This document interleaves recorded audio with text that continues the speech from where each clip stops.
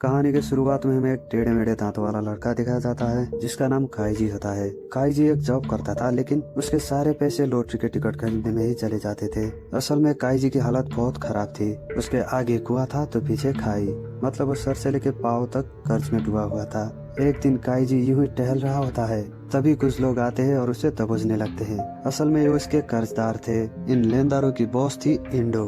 Indo काईजी को बताती है कि तुम्हारे एक दोस्त ने हमसे लोन लिया था और अब वो फरार है, लेकिन तुमने उस दोस्त के लिए गारंटी दी थी, इसलिए अब जो लोन का पैसा है हम तुमसे वसूलेंगे। कहती है कि ब्याज व्याज लगा के टोटल अमाउंट होता है 20 लाख येन। ये अमाउंट सुनकर काईजी की आंखें फटी की फटी रह जाती है, क्योंकि एक तो वैसे ही फटीचर था और उसी के ऊपर इतना बड़ा लोन। काईजी कहता है कि मैं पहले से ही कर्ज में डूबा हुआ हूँ, मेरे पास तो खाने के लिए भी नहीं है, मैं तुम्हें पैसे कहाँ से दूंगा। लेकिन एंडो को तो सिर्फ अपने पैसे वसूलने थे, इसलिए वो काईजी को एक गैम्बलिंग शिप के बारे में बताती है और कहती है तुम अगर वहाँ पर जीत जाते हो तो तुम्हारा सारा कर्जा देखो माफ कर दिया जाएगा। ये सुनकर काईजी को लगा कि चलो कुछ तो रास्ता मिला, इसीलिए वो ज्यादा सोचे बिना शाम को उस शिप पर चढ़ जाता है। यहाँ पर आकर वो देखता है कि सूट वूट वाले लोग उसे एक कमरे में ले जाते हैं जहाँ पहले से ही बहुत सारे लोग मौजूद थे। असल में ये सब भी काईजी की तरह कर्ज में डूबे हुए लोग थे और यहाँ पर अपनी किस्मत का चरखा घुमाने आए थे। लेकिन इस बात को कोई नहीं जानता था कि यहाँ पर हारने के बाद मौत से भी बदतर सजा दी जाती है।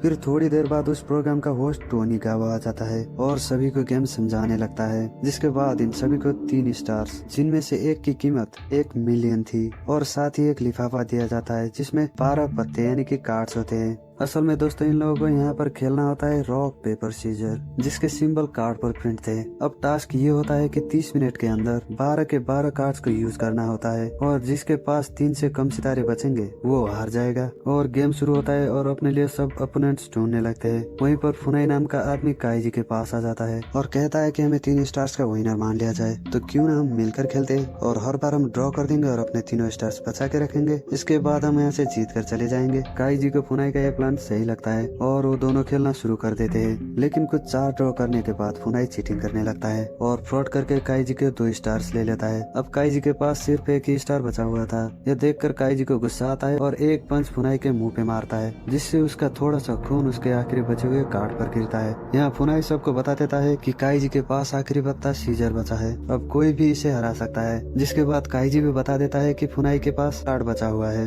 यानी कि अब सबको इनके पत्तों के बारे में पता चल चुका था। देखते ही देखते वहाँ पर बहुत बड़ा हंगामा शुरू हो जाता है और तभी फुनाई कहता है कि हम सब अपने पत्तों को मिलकर दोबारा से डिस्ट्रीब्यूट करेंगे। सब उसके बाद पर एग्री हो जाते हैं और अपने पत्ते उसे दे देते हैं। इधर काईजी को एक घायल आदमी मिलता है जिसका नाम हीडा होता है। काईजी हीडा से कहता है अगर वो उसके साथ टीम बना ले वो उन दोनों को जिता सकता है। हीडा काईजी पर विश्वास करता है। ये दोनों भी फुनाई को कार्ड देते हैं, लेकिन फुनाई फिर से चीटिंग करते हुए उस पर उसी का कार्ड जिस पर खून लगा हुआ था वही दे देता है और अपना अपने पास ही रख लेता है ताकि वो जीत सके। फुनाई फिर से काईजी के पास आता है और उसके साथ खेलने को बोलता है। काईजी कहता है ठीक है, लेकिन तुम्हें अपने 3 स्टार्स दाव पे लगाने पड़ेंगे, बदले में मैं और हीडा अपने 3 स्टार्स दाव पे लगाएंगे। फुनाई इस बात को सुनकर राजी हो जाता है और दोनों अपने कार्ड्स रखते हैं। फुनाई को लगता है कि वो जीत गया, लेकिन तभी काईजी अपना कार्ड पलटता है जो पेपर होता है, यानी अब फुनाई काईजी से हार चुका होता है। ऐसा इसलिए हुआ क्योंकि काईजी ने हीडा के साथ अपना कार्ड बदल लिया था, क्योंकि वो जानता था कि फुनाई चीटिंग करता है। इसके बाद काईजी और हीडा जीत चुके थे। हीडा देखता है कि उसकी जेब में एक और कार्ड रखा हुआ है, यानी वो हार चुका है। तभी सूट वाले लोग आते हैं और हीडा को ले जाने लगते हैं, लेकिन काईजी को उसके लिए बुरा लगता है, इसलिए वो कहता है देखो हमने गेम साथ में खेला था, हम साथ में जीते भी थे, अगर तुम हारे हो तो ये हार भी हम साथ ही में झेलेंगे।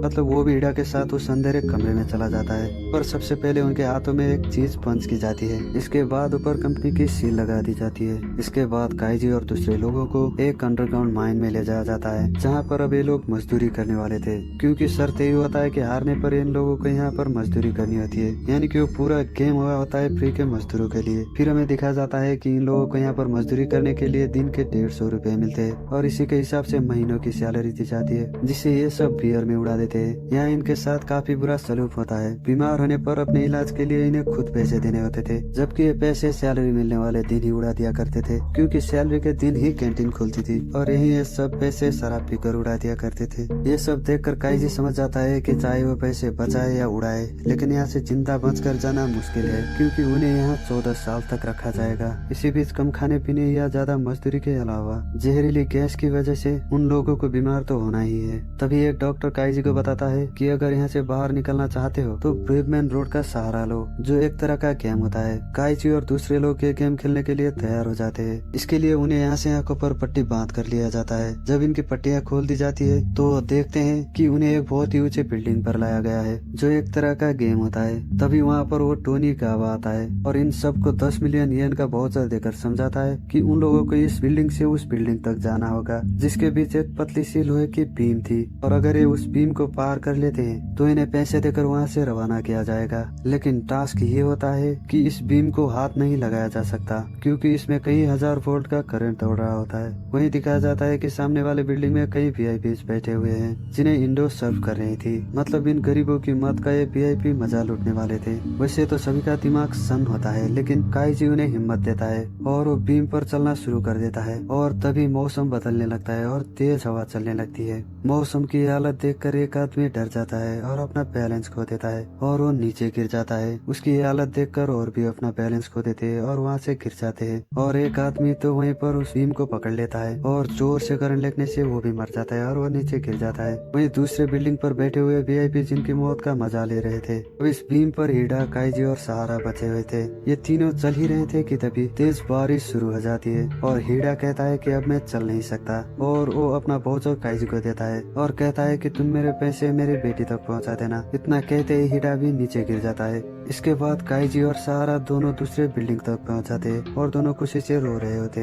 लेकिन जैसे वो दरवाजा खोलते हैं तब वहाँ तेज प्रेशर की वजह से सहारा वहाँ से नीचे गिर जाता है और इसके बाद सिर्फ काइजी के अंदर जा पाता है और अपने दोनों वाउचर्स के पैसे मांगता है। लेकिन उसे कहा जाता है कि मरे हुए लोगों के वाउचर से पैसे नहीं मिलेंगे और तुम्हारा सारा कर्जा काट कर सिर्फ 70,000 ही बनते हैं। यानी काइजी के साथ सिर्फ यहाँ हो रही थी चीटिंग। तभी वहाँ पर एक बूढ़ा आदमी आता है जो इस कंपनी का चेयरमैन होता है और उसे कहता है कि अगर तुम्हें पैसे कमाना है तो मैं तुम्हें दूसरा मौका दूंगा। अगर तुम चाहो तो तुम टोनी गावा के साथ एक कार्ड का गेम खेल सकते हो। काइजी इसके लिए तुरंत हाँ कह देता है। तभी काइजी से पूछा जाता है कि उसे कौन सा कार्ड सेट चाहिए। असल में इस गेम में दोनों को 5-5 कार्ड मिलने थे, जिनमें से 4 सिटीजन और एक एम्पीरियर यानी कि बादशाह होता है। दूसरे के पास 4 सिटीजन और एक गुलाम होता है। गुलाम वाला पहले चाल चलेगा। रूल्स इस तरह होते हैं कि सिटीजन ड्रॉ होता है, बादशाह सिटीजन को हरा सकता है, जबकि सिटीजन गुलाम को भी हरा सकता है, लेकिन गुलाम जो सब पर भारी है वो बादशाह को भी हरा सकता है। और जो गुलाम वाला सेट लेता है उसे दाव पर लगाए हुए पैसों का 10 गुना मिलेगा।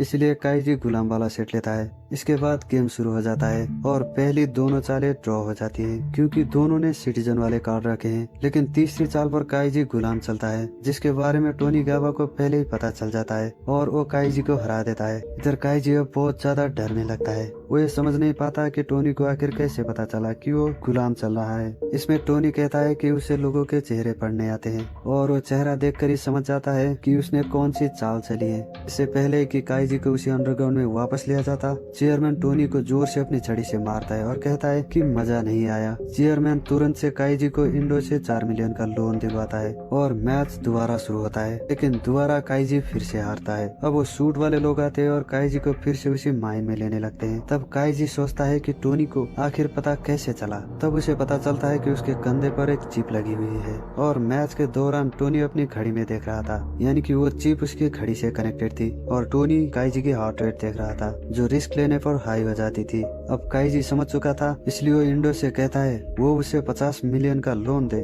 इंडो वहाँ पर सवाल करती है तो काइजी कहता है कि इस बार जीत उसी की होगी, तुम देख लेना। और फिर से वहाँ पर मैच शुरू हो जाता है। लेकिन मैच शुरू होने से पहले काइजी अपना सर उस शीशे पे मार देता है, जिससे उसका हार्ट रेट बढ़ जाता है। यानी कि अब टोनी गावा अब चीटिंग नहीं कर सकता। वो काइजी की टेबल पर एक गुलाम का और एक सिटीजन का कार्ड रखता है और उन पर खून टपका देता है और उन्हें साफ करने की एक्टिंग करता है, लेकिन थोड़ा खून छोड़ देता है। वही टोनी को यह दिखाने की कोशिश करता है कि उसने गुलाम वाला कार्ड सिटीजन वाले से बदल दिया है। इस राउंड में पहले 3 चालें ड्रॉ हो जाती है। उसके बाद काइजी वो खून लगा हुआ कार्ड आगे कर देता है। टोनी समझ जाता है कि ये गुलाम है, लेकिन वो कार्ड फेंकने से पहले सोचता है कि काइजी इतना भी बेवकूफ नहीं है। वो खून लगा सिटीजन वाला कार्ड पहले ही रख चुका है और उसने दूसरा कार्ड बदल दिया था। ये सब मिलाकर टोनी काइजी की चाल समझ जाता है और बादशाह वाला कार्ड फेंक देता है। इसके बाद टोनी काइजी का मजाक बनाता है और उसे कहता है कि तू लूजर है। लेकिन तभी काइजी टसन में अपनी आंखें ऊपर उठाता है और काइजी के कार्ड पलटते ही वहाँ पर धमाका हो जाता है। इसका मतलब वो गुलाम वाला कार्ड ही था, जिसका मतलब ये होता है कि अब टोनी को गुलामी करने जाना था। असल में काइजी ने कभी कार्ड बदला ही नहीं था।